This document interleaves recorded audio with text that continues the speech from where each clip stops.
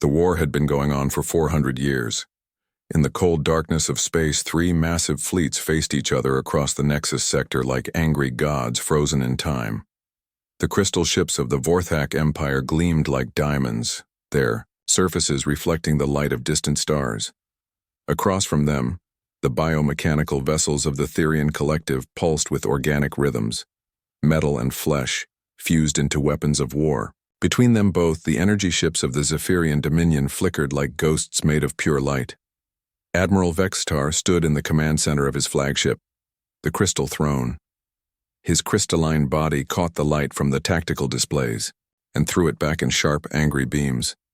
4 centuries of war had made him tired, but he would never admit it. The Vorthak did not know the meaning of surrender. "Status report," he commanded, his voice ringing like breaking glass. "The Therians are holding position at Grid 77 Alpha," reported his tactical officer. "The Zephyrians maintain their energy barrier along the asteroid field. No movement for the past 6 hours."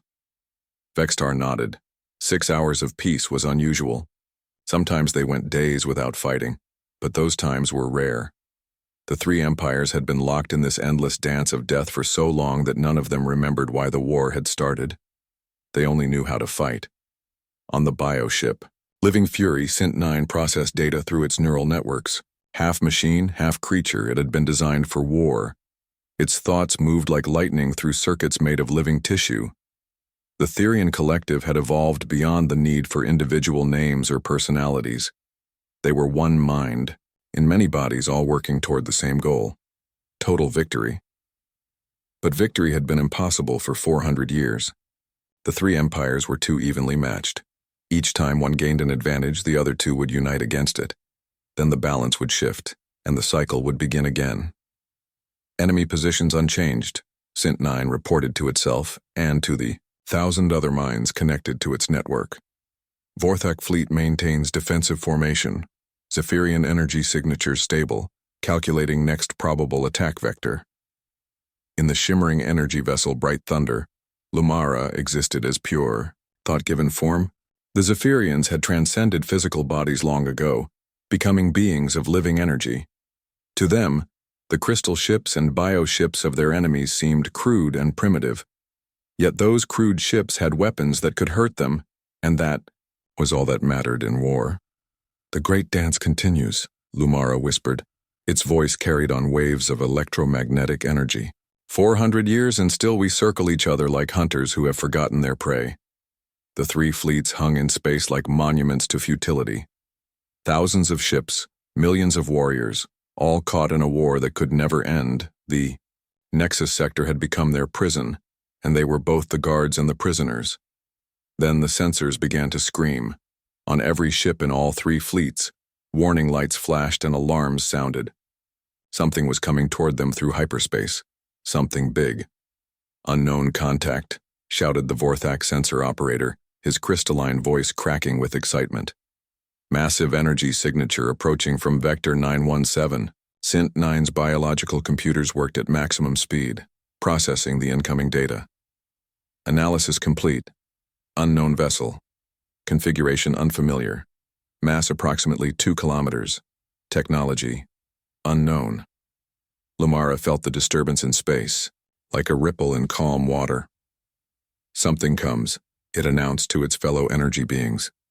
"Something new. Something different." For the first time in decades, the 3 fleet commanders were afraid. They had grown comfortable with their eternal war, knowing exactly what to expect from their enemies. But this new arrival changed everything. "Could it be a weapon?" asked Vextar's second-in-command. "From which empire?" Vextar replied. "Neither the Therians nor the Zephyrians have ships of that size." Sint-9 shared similar concerns across its network. "No match in database. Configuration suggests unknown species. Threat level, unknown." The energy readings grew stronger. Whatever was coming was almost here. "All ships, battle stations," commanded Vextar. "Unknown contact may be hostile." "Combat positions," ordered Sint-9. "Prepare for possible engagement." "Ready energy weapons," said Lumara. "We face the unknown." For the first time in 400 years, The three fleets began to move not against each other, but toward a common threat. Ancient enemies started to form battle lines side by side. Ships that had been trying to destroy each other moments before now prepared to fight together. The fabric of space began to tear. Reality twisted and folded as something massive forced its way through hyperspace. The exit was violent and dramatic, sending waves of energy racing across the sector. Stars seemed to flicker as space itself groaned under the strain. Then it appeared. The ship was huge beyond anything the three empires had ever built. 2 kilometers of dark metal and strange angles, it looked like a spear thrown by an angry god. Its hull was smooth in some places, and covered with mysterious structures in others. Weapons ports dotted its surface like the eyes of some great beast. Engine exhausts glowed with a blue-white light that hurt to look at directly, but strangest of all was the silence. The ship made no attempt to communicate. It simply hung in space, massive and threatening, like a predator studying its prey. Its very presence seemed to change the nature of the battlefield. The eternal war that had raged for 4 centuries suddenly felt small and petty in comparison to this new arrival. Identify yourself, transmitted Vextar on all frequencies. This is Admiral Vextar of the Vorthak Empire. You have entered a war zone. State your intentions immediately. The ship remained silent. Sint-9 tried its own approach, sending data bursts and mathematical sequences that served as universal greeting protocols. The response was the same. Nothing. Lumara reached out with energy tentacles, trying to probe the ship's defenses and learn about its technology.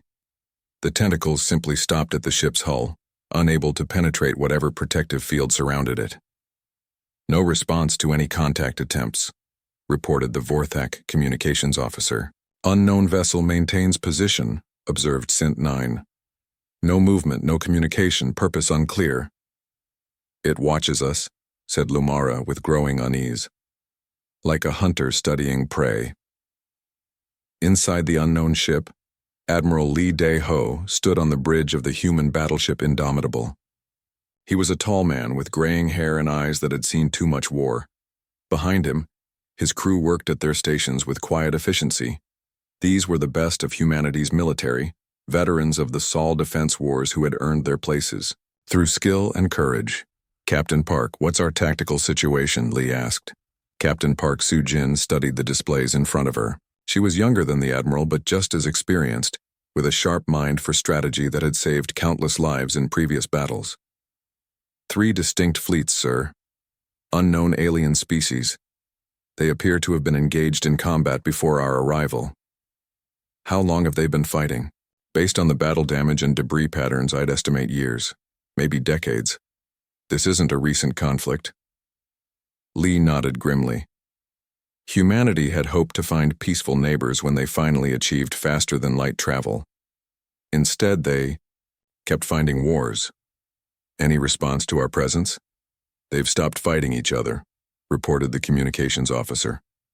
All 3 fleets are now facing us. They're trying to contact us on multiple frequencies. Put it on speakers. The bridge filled with the sounds of alien voices speaking in languages no human had ever heard.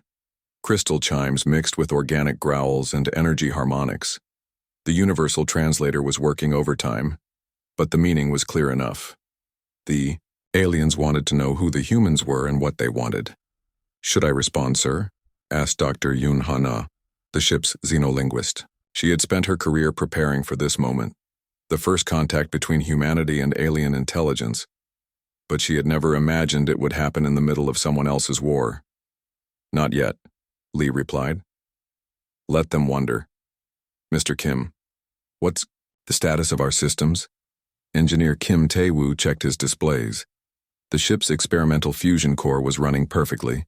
All weapon systems were online, and the adaptive shielding was at full power. All systems green, Admiral. The Indomitable is ready for whatever comes next. Lee studied the alien fleets through the main view screen. Thousands of ships, technologies he had never seen before, weapons that could probably destroy his single vessel if they all fired at once, but he also saw something else. The aliens were afraid. Their formations were defensive, uncertain. They didn't know what to make of humanity's arrival. Sir, called out the tactical officer. I'm reading massive energy buildup across all three fleets. They're charging weapons. All of them? Yes, sir. It looks like they're preparing to fire on us. Park frowned as she analyzed the incoming data. Admiral, based on their positioning and energy signatures, I believe they've formed an alliance against us. They see us as a common threat. Lee almost smiled. 400 years of war, and it took the arrival of one human ship to make them work together. Interesting. They're more alike than they think. What are your orders, sir? Park asked. Lee watched the alien fleets as they continued to charge their weapons. Thousands of ships, millions of alien warriors, all preparing to destroy his vessel and crew. Any norm? The alien fleets moved like a school of fish sensing a predator.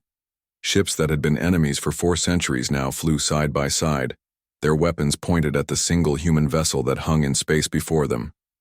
The Indomitable seemed small, compared to the massive combined fleet facing it, but there was something about the human ship that made even veteran warriors nervous.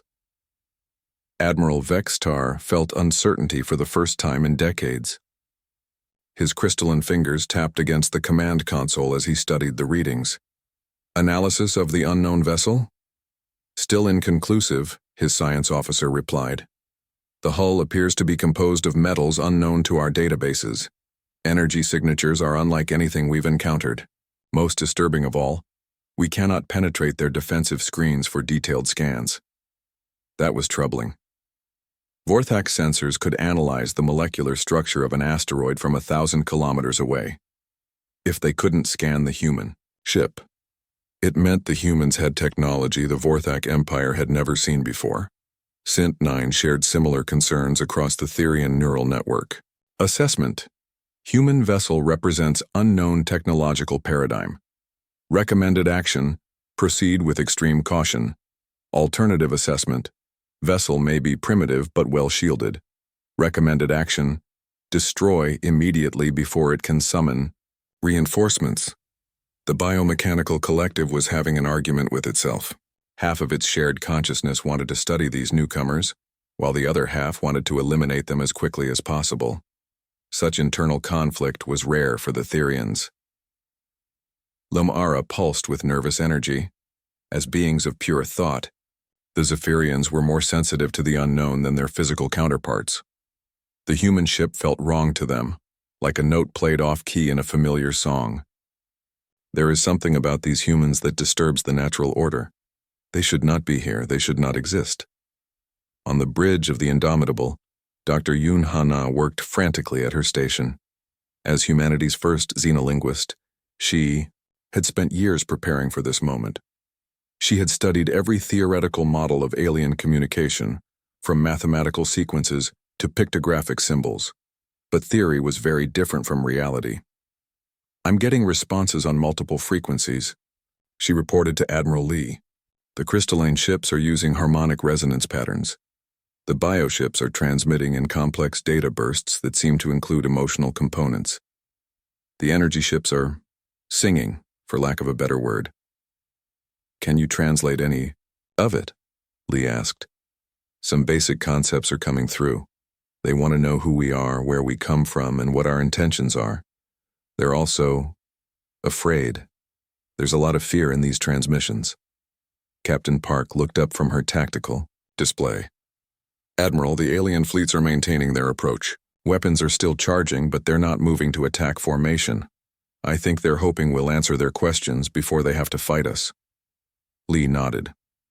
Dr. Yoon, open a channel. Let's see if we can avoid unnecessary bloodshed. The communication system crackled to life, and Lee's voice was broadcast to every ship in the sector. This is Admiral Lee Dae-ho of the Human Federation. We come from the Sol system, approximately 50 light-years from this position. We are here because your war has been detected by our long-range sensors. We cannot allow this conflict to continue. The response was immediate and overwhelming. Thousands of alien voices filled the communication channels, creating a cacophony of confusion, anger, and disbelief. Dr. Yoon worked to sort through the chaos. Admiral, they're shocked. The crystalline beings are saying something. about impossible speed of development. The bioships are questioning how we achieved faster than light travel. The energy beings seem to think we're lying about our origin. Put the main responses on speaker, Lee ordered. The bridge filled with translated alien voices. Vextar's crystalline tones rang like wind chimes. Impossible. The Sol system showed no signs of advanced civilization 50 years ago. How can a primitive species develop interstellar travel so quickly? Sint 9's mechanical voice was equally skeptical. Timeline analysis indicates impossibility. Species development from planetary confinement to interstellar capability typically requires minimum 3,000 years. Human claims inconsistent with known evolutionary patterns. Lumira's energy-based communication was filled with confusion. The humans speak of stopping our war as if it were a simple task. Do they not understand that this conflict has shaped the galaxy for 4 centuries? Do they not know that we 3 empires are the most powerful forces in known space? Lee listened to their objections with growing understanding. These aliens had been fighting each other for so long that they had forgotten how to think beyond war. They couldn't imagine that a newcomer might have different priorities. Dr. Yoon, respond with this message, Lee said calmly. Tell them that humanity achieved faster than light travel 47 years ago. Tell them that we have been observing their conflict and have decided that it must end. Tell them that we do not recognize their territorial claims or their right to wage eternal war. Dr. Yoon's eyes widened. Sir, that's essentially a declaration that we don't acknowledge their sovereignty. They'll see it as an act of war. Good, Lee replied. It's time they understood that the galaxy has changed. The translated message went out, and the alien response was swift and furious. All 3 fleets began moving into attack formation, their temporary alliance solidified by shared outrage at human audacity. Admiral, Captain Park reported, all 3 fleets are moving to surround us. I'm reading massive energy buildups across their entire formations. They're preparing to fire everything they have. Lieutenant Cho Min-ho, the leader of the ship's fighter squadron, spoke up from his position near the flight deck. Sir, request permission to launch fighters. My pilots are ready. Negative, Lieutenant. Keep your people in the hangar for now. Let's see what these aliens can do. Sergeant Kang Ji-won, commander of the ship's marine contingent, checked her weapon systems. Admiral, if they board us, my people are ready. We've studied the intelligence reports on alien physiology. I don't think boarding will be their first choice, Sergeant. They're going to try to blow us apart from a distance. Engineer Kim Tae-woo monitored his systems carefully. The Indomitable's fusion core was running smoothly, but he knew they were about to put it to the test. All systems optimal, Admiral. Adaptive shielding is ready. Prometheus protocol is standing by. Lee nodded. The Prometheus protocol was humanity's greatest military secret, the result of 50 years of rapid technological development. The aliens were about to discover what happened when a species refused to accept limitations. Incoming transmission, Dr. Yoon announced. It's a joint message from all 3 fleet commanders. Put it through. Vextar's voice spoke for all 3 empires. Unknown humans, you have entered sovereign space and declared hostile intentions.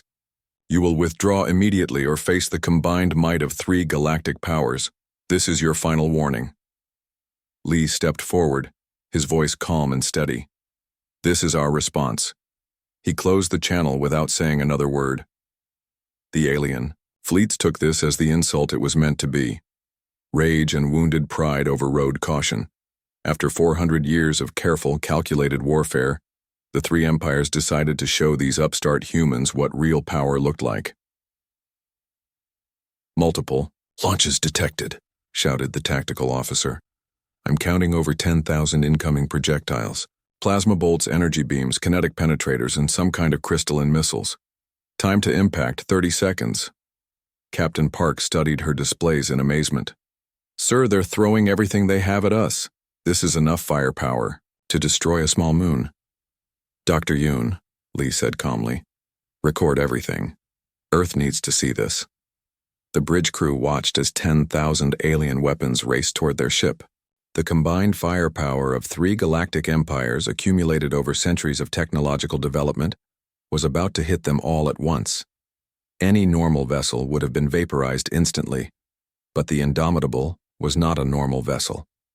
Adaptive shielding active, reported Kim Tae-woo. Energy absorption at maximum efficiency. The first weapons hit the ship's shields and simply disappeared.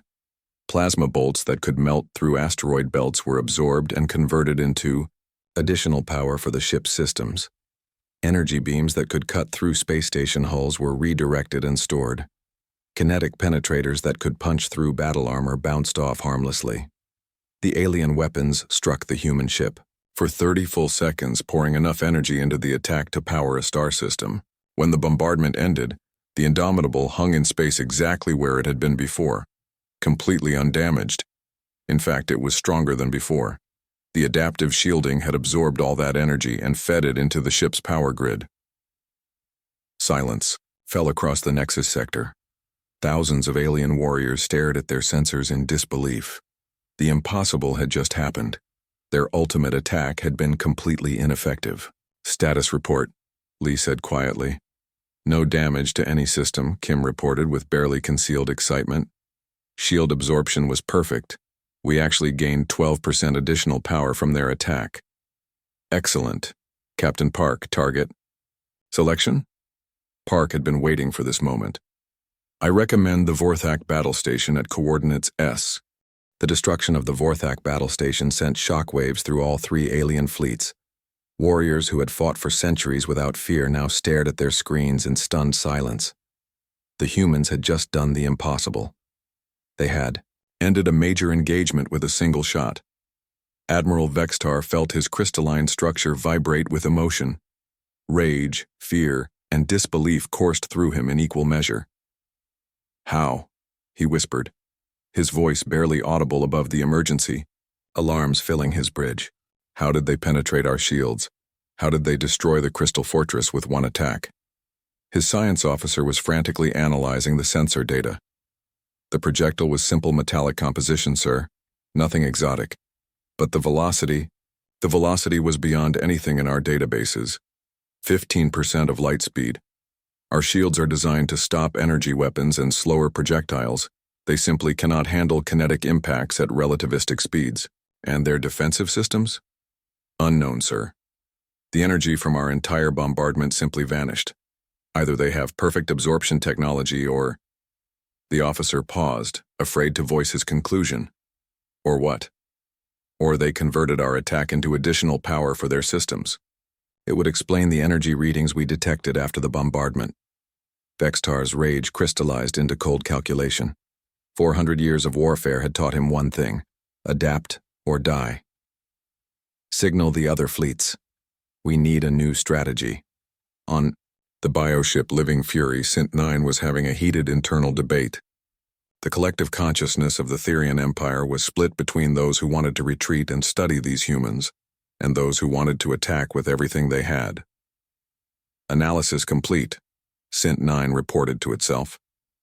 Human technology operates on principles unknown to galactic science. Recommendation: immediate withdrawal to study and adapt. But another part of its consciousness disagreed. Counter-analysis. Withdrawal equals defeat. The Empire has never retreated. Recommendation: full assault with total force. Probability of victory through overwhelming numbers. Unknown, but non-zero. The debate raged through thousands of interconnected minds until a decision emerged. The Therian collective would attack, but not with conventional weapons. They would use their greatest advantage, the ability to adapt and evolve in real time. Prepare bioform assault, Sint-9 commanded. Deploy. Adaptive combat organisms. If their technology is superior to ours, we will make our technology superior to theirs. Lumara and the Zephyrian energy fleet faced their own crisis. As beings of pure thought, they prided themselves on their intellectual superiority over the physical races. But these humans had just demonstrated technology that made Zephyrian science look primitive. The natural order has been violated, Lumara announced to its fellow energy beings. These humans represent chaos incarnate. They must be eliminated before they contaminate the galaxy with their wrongness. The three fleets began to move again, but this time their approach was different. Instead of maintaining their defensive alliance, they split apart and attacked from multiple angles. Each empire would use its unique advantages, forcing the humans to fight three different types of warfare simultaneously. On the bridge of the Indomitable, Captain Park watched the alien movements with professional interest. "They're adapting their tactics," she reported to Admiral Lee. "The crystalline ships are using precision strikes, trying to find weak points in our defenses. The bioships are launching some kind of living projectiles. The energy ships are attempting to disrupt our systems with electromagnetic warfare." "Smart," Lee admitted. "They learn quickly." "Mr. Kim, how are our systems handling the new assault?" Engineer Kim monitored his displays as the alien attacks began. "The crystalline weapons are more focused but still can't penetrate our adaptive shielding. The bioweapons are interesting. They seem to be evolving as they approach us, trying different forms of attack. The energy disruption is more sophisticated than their first attempt, but our systems are hardened against it." Lieutenant Cho spoke up from his position. "Sir, request permission to launch fighters. My squadron can handle those bioweapons before they reach the ship." Admiral Lee considered this. The aliens were escalating their attacks, and it might be time to show them more of humanity's capabilities. "Permission granted, Lieutenant. Show them what human pilots can do." The launch bay doors opened, and 12 human fighters shot out into space. They were small, fast, and deadly, each one piloted by a veteran of the Sol Defense Wars. Lieutenant Cho led them in a tight formation toward the incoming bioweapons. "This is Phoenix Leader," Cho transmitted. "I have visual on the targets. They look like giant metal flowers with teeth, and they're changing shape as we watch." The bioweapons were indeed adapting. As the human fighters approached, the alien organisms shifted from flower-like forms to sleek predatory shapes designed for space combat. They had teeth, claws, and what looked like natural weapon systems grown into their biological structure. "Engaging targets," Cho announced. The space battle that followed was unlike anything the galaxy had ever seen. The human fighters moved with precision and creativity that amazed even their enemies. They used three-dimensional tactics that took advantage of their superior speed and maneuverability. When the bioweapons tried to swarm them, the humans scattered and attacked from unexpected angles. When the aliens adapted to one tactic, the humans immediately switched to another. Commander Baek So-young watched the battle from the Indomitable's tactical center. As the ship's AI warfare specialist, she had been studying the alien combat patterns since the first engagement. "Admiral, I'm ready to deploy the nanite swarms." "Do it," Lee ordered. Thousands of microscopic robots poured out of the Indomitable, like a silver cloud. Each nanite was smaller than a grain of sand, but they worked together with perfect coordination. The swarm moved toward the alien fleets like a living thing, adapting and learning as it went. The aliens had never seen anything like it. Their sensors could barely detect the individual nanites, and their weapons were designed to fight large targets, not clouds of microscopic attackers. "What are those things?" demanded Vextar as the silver cloud approached his fleet. "Unknown mechanical entities," his science officer replied. "Extremely small, highly coordinated. They appear to be learning our defensive patterns." The nanites reached the first crystalline ship and went to work. They didn't attack with weapons or explosives.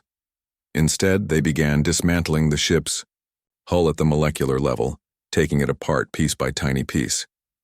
The ship's crew watched in horror as their vessel began to dissolve around them. Sint-9 tried to adapt its bioweapons to fight the nanites, but the microscopic robots adapted faster. Every time the Therian Collective developed a new countermeasure, the nanites evolved past it. It was evolution in fast forward, and the aliens were losing. The Zephyrian energy beings tried to disrupt the nanites with electromagnetic pulses, but the tiny robots simply absorbed the energy and used it to reproduce. Within minutes there were twice as many nanites as before. Sergeant Kang Ji-won watched the battle from the marine preparation area. "Admiral, the aliens are going to try boarding action soon. When they realize they can't win at range, they'll want to fight up close." As if summoned by her words, the alien fleets launched boarding pods. Hundreds of small craft raced toward the Indomitable, filled with the best warriors the three empires could offer. "Let them come," Lee said calmly. "Sergeant, your Marines are authorized to repel boarders. Show them what human soldiers can do in close combat." The boarding pod struck the Indomitable's hull and began cutting through. But as soon as the alien warriors entered the ship, they found themselves facing enemies unlike any they had encountered before. Human Marines moved through their own ship like ghosts. They knew every corridor, every hiding spot, every tactical advantage. They used the ship's architecture against the invaders, turning routine passages into deadly kill zones. The Vorthak warriors were strong and durable, but they were used to fighting in open space. The cramped corridors of the human ship negated their size advantage. Sergeant Kang's Marines picked them off one by one, using superior tactics and intimate knowledge of the terrain. The Therian bio-warriors could adapt their bodies for combat, growing natural weapons and armor as needed. But the humans adapted faster, changing their tactics every few minutes to stay ahead of the aliens' evolution. The Zephyrian energy beings tried to possess the ship's systems, but they found that human technology was designed to resist exactly that kind of infiltration. Firewalls and security systems trapped the energy beings in digital prisons, cutting them off from their physical forms. As the battles raged throughout the ship, Admiral Lee received a priority communication from Earth. "Admiral, this is Admiral Shin Dong-wook," came the familiar voice. "We've been monitoring your engagement. The rest of the fleet is en route, but we're still 6 hours away. Can you hold your position?" Lee looked around his bridge. His crew was calm and professional. His ship was performing perfectly, and the alien boarding parties were being systematically eliminated by his Marines. Outside, his fighters and nanites were tearing through 3 galactic empires like they were made of paper. "Admiral Shin, the situation is well in hand. In fact, I think these aliens are about to learn something." The battle had been raging for 3 hours, and the 3 galactic empires were losing badly. Ships that had survived 4 centuries of warfare were being destroyed or disabled faster than their crews could count. The humans were not just winning. They were rewriting the very concept of what victory meant. Admiral Vextar stood among the wreckage of his command bridge. Half of his crystalline fleet was gone, either destroyed by human weapons or turned against itself by the nanite swarms. His remaining ships were scattered, their crews demoralized and confused. For 400 years, the Vorthak Empire had been one of the 3 great powers of the galaxy. Now they were being defeated by a single ship from a species they had never heard of. "Report," he commanded, though his voice lacked its usual authority. 70% of the fleet is either destroyed or non-functional," his tactical officer replied. "The nanites have infected our central command systems. Our own ships are fighting against us, and the human fighters—" He paused, struggling to find words. "They move like nothing we've ever seen. Our pilots cannot match their speed or tactics." Vextar looked at the tactical display and saw the truth. Red symbols marked his destroyed vessels, while yellow indicated ships that were no longer under his control. Only a handful of green symbols remained, and those were scattered across the battlefield like lost children. "What about the other empires?" "The Therians have lost 60% of their biofleet. The Zephyrians are down to 40% strength. We are all failing." On the bioship Living Fury, Sint 9 was experiencing something unprecedented in Therian history. Panic. The collective consciousness that had been unified for millennia was fragmenting under the stress of total defeat. Some minds wanted to retreat, others demanded kamikaze attacks, and still others simply wanted to understand how they had been so completely outmatched. "Analysis impossible," Sint 9 reported to itself in dozens of conflicting voices. "Human technology exceeds all theoretical parameters. Adaptation rate beyond biological possibility. Nanite behavior suggests artificial intelligence of unprecedented sophistication." The bioship shuddered as another wave of human nanites penetrated its living hull. The microscopic robots were rewriting the ship's genetic code in real time, turning its own biological defenses against it. Sint 9 felt its vessel dying around it, cells corrupted and organs failing as humanity's technology spread through its body like a virus. "Retreat protocols?" one part of the collective asked. Impossible, another responded. Human forces have surrounded us, escape vectors eliminated. Surrender? The word hung in the collective consciousness like a foreign concept. The Therian collective had never surrendered to anyone.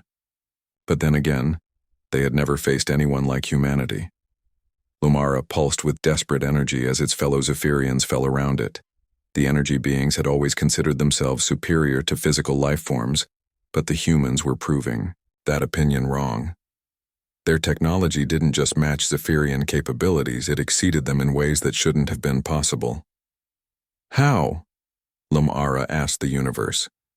How can a physical species manipulate energy better than beings made of pure thought? The answer came in the form of another human attack. Energy weapons that bent the laws of physics struck the Zephyrian fleet with pinpoint accuracy. Ships made of living light were torn apart by forces they couldn't understand or defend against. On the bridge of the Indomitable, Major Han Bo-Ra received new orders from Admiral Lee. As the ship's strategic operations commander, she had been planning the next phase of the engagement. Major, it's time to expand our demonstration. These aliens need to understand that this isn't just about one ship. Major Han studied her tactical displays.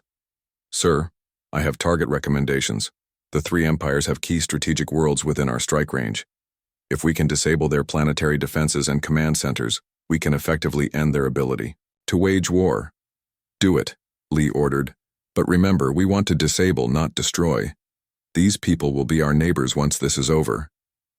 Major Han activated the Indomitable's most advanced technology, quantum teleportation platforms. Throughout the ship, human marines prepared for the impossible. Instant transportation across light years of space directly onto enemy worlds. Sergeant Kang Ji-won led the first wave.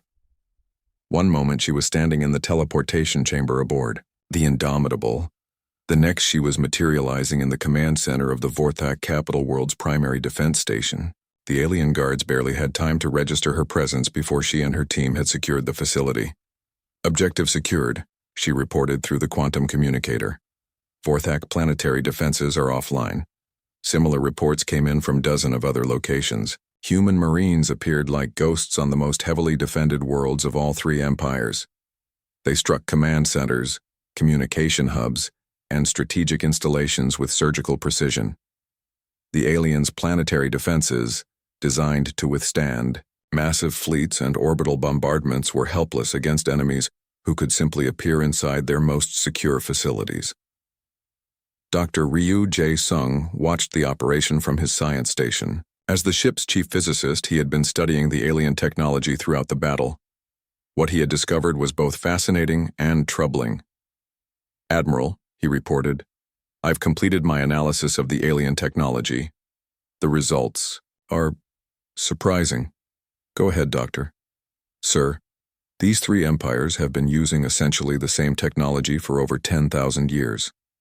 Their weapons, shields, and propulsion systems show no significant advancement from their earliest designs. They've perfected what they have, but they haven't innovated. Lee frowned. How is that possible? How do you maintain a galactic empire with stagnant technology? By fighting each other, sir. The three empires have been so focused on their eternal war that they've forgotten how to grow. They've spent millennia refining the same basic concepts, instead of developing new ones. They're technologically advanced, but they're not adaptable. Captain Park looked up from her station.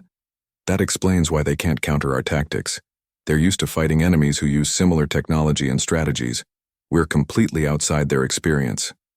Exactly, Dr. Ryu continued.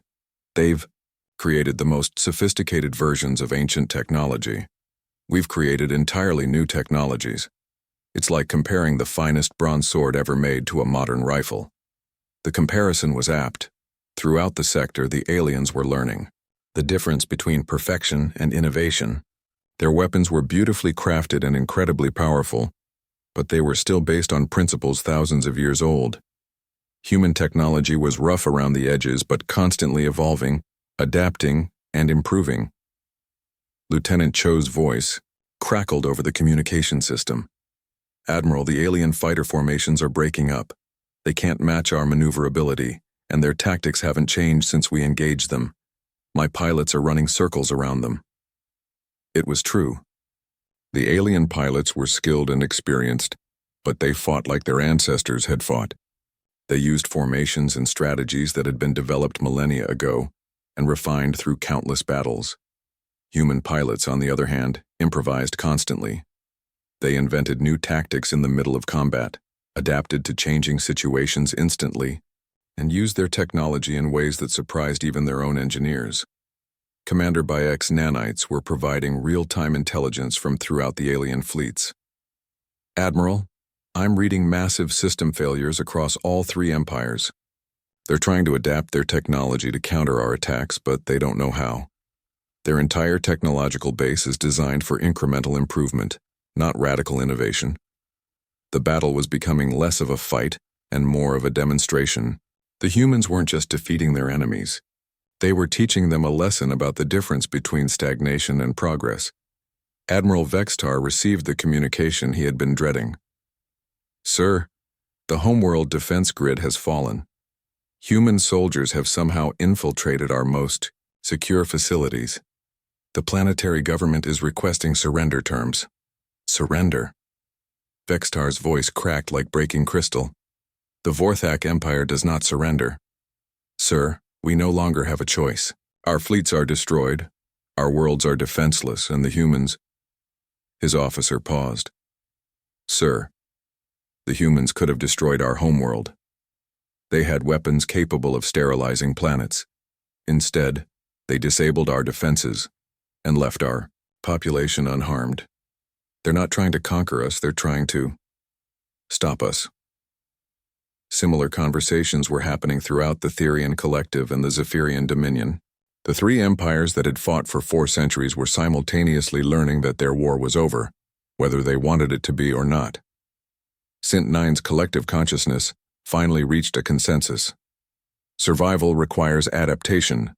Current situation indicates continued resistance equals extinction. Recommend immediate communication with human forces. Lumara felt the last of its fellow energy beings falling to human weapons. The proud Zephyrian Dominion, which had considered itself the galaxy's intellectual elite, was being outsmarted by a species barely 50 years out of its home system. The 3 alien commanders made the same decision independently. Within minutes of each other, they opened communication channels to the 3 days after the battle that ended 4 centuries of war. The Nexus sector looked very different. Where 3 hostile fleets had once faced each other in eternal conflict, now dozens of species worked together to build something new. Human ships moved alongside alien vessels, their crews sharing knowledge and learning from each other. Admiral Lee Dae-ho stood in the observation deck of the Indomitable, watching the unprecedented cooperation taking place outside. Vorthak crystal workers were helping human engineers understand resonance technology. Therian biospecialists were collaborating with human medical teams to develop new healing techniques. Zephyrian energy beings were teaching human scientists about pure energy manipulation. "Sir," Captain Park Soo-jin approached with a data pad. "The preliminary damage reports are complete. 3 days of cooperation have accomplished more reconstruction than the previous 3 years of warfare." Lee nodded without surprise. "When people work together instead of fighting, amazing things happen. What's the status of the alien leadership?" "Admiral Vextar has been surprisingly cooperative. He seems genuinely interested in learning human technological development methods. Sint-9 is fascinated by our AI research and wants to understand how we create thinking machines without organic components. Lumara keeps asking about our philosophical approach to existence." "They're good people," Lee said thoughtfully. "They just got trapped in a cycle they couldn't break. Sometimes it takes an outside force to show you that change is possible." The sound of approaching footsteps made them turn. Ambassador Song Mi-young walked toward them, her diplomatic credentials marking her as Earth's first official representative to the galactic community. She had arrived that morning with the advance team from the main human fleet. "Admiral Lee," she said with a slight bow, "I bring greetings from Earth and authorization to begin formal diplomatic relations with the 3 empires." "How did Earth react to the news?" Lee asked. Ambassador Song smiled.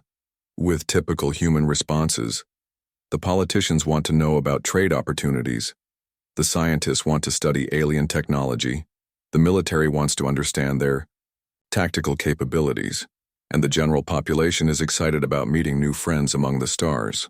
And the alien response to our main fleet's arrival? Mixed, Song admitted. They're still adjusting to the idea that we have more ships. 50 advanced battleships appearing in their space was overwhelming for them. Captain Park checked her communicator. Speaking of which, Admiral Shin's flagship just entered sensor range. The Harmony will be here in 20 minutes. Lee straightened his uniform. Admiral Shin Dong-wook was his superior officer and an old friend. But their reunion would be complicated by the political implications of humanity's sudden emergence as a galactic power. 20 minutes later, the massive human battleship Harmony took position alongside the Indomitable. At 3 kilometers long, it dwarfed even the largest alien vessels. But more importantly, it represented the culmination of 50 years of human technological development. Where the Indomitable had been an experimental vessel, the Harmony was the refined product of everything humanity had learned. Admiral Shin materialized on the bridge via quantum teleporter, accompanied by his senior staff. He was an older man, with gray hair and the bearing of someone who had spent his life making difficult decisions. "Admiral Lee," he said formally, then broke into a grin. "You magnificent bastard. Earth Command is calling you either the greatest diplomat in human history or the most reckless commander who ever lived." "Which do you think I am?" Lee asked. "Both," Shin replied. "You ended a 400-year war in 4 hours. That's either brilliant strategy or incredible luck." "It was necessity," Lee said simply. "These people were trapped in a cycle of destruction. Someone had to show them there was another way." Dr. Yoon Ha-na approached with the latest translation. Updates. "Admirals, I have reports from the alien worlds. The response to our intervention has been interesting." "Go ahead, Doctor," Shin said. "The Vorthak population is celebrating the end of the war, but they're also confused. Their entire culture was built around the concept of eternal struggle. Without the war, they don't know what their purpose is supposed to be." "And the Therians?" "The collective is undergoing rapid changes. For the first time in their history, individual minds are beginning to assert independence from the group consciousness. They're discovering the concept of personal identity. What about the Zephyrians? They're having what can only be described as an existential crisis. As beings of pure thought, they believed they understood the universe completely. Our arrival has shown them that there are entire realms of knowledge they never considered." Ambassador Song nodded thoughtfully. "This is actually an opportunity. All 3 species are looking for new direction, new purpose. We can help them find positive goals to replace their focus on warfare." "What do you have in mind?" Admiral Shin asked. "Exploration," Song replied. "Scientific advancement, cultural exchange. The galaxy is vast, and these 3 empires have been so focused on fighting each other that they've ignored most of it.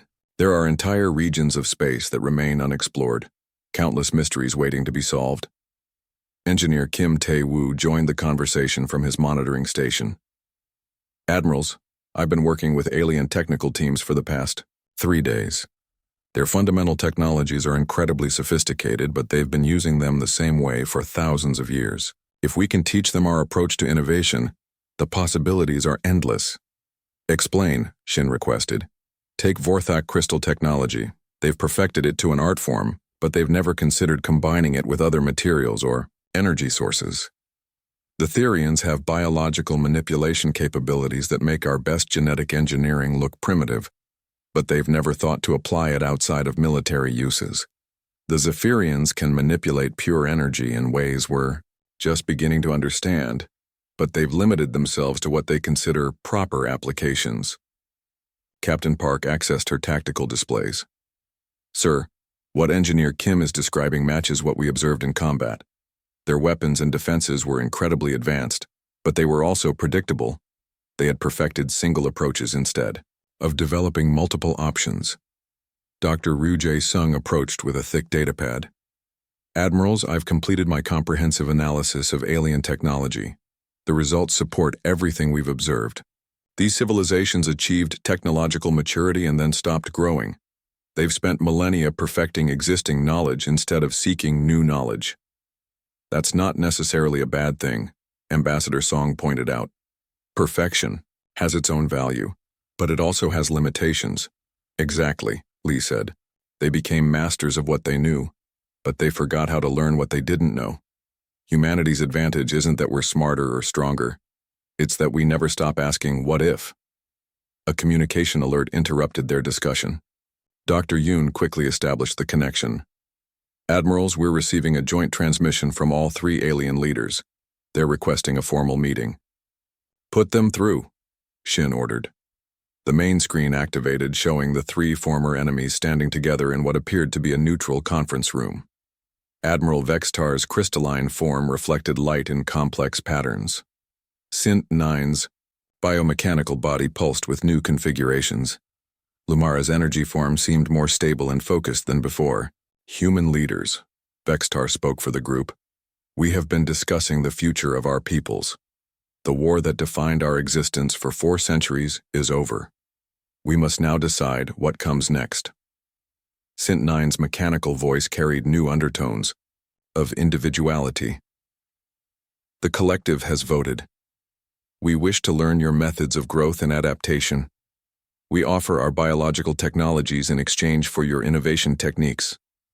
Lumara's energy pattern shifted, and what the humans had learned was a sign of excitement. The Dominion has reached consensus. We desire to explore the philosophical implications of unlimited growth. Your species represents concepts we had not considered possible. Admiral Shin stepped forward.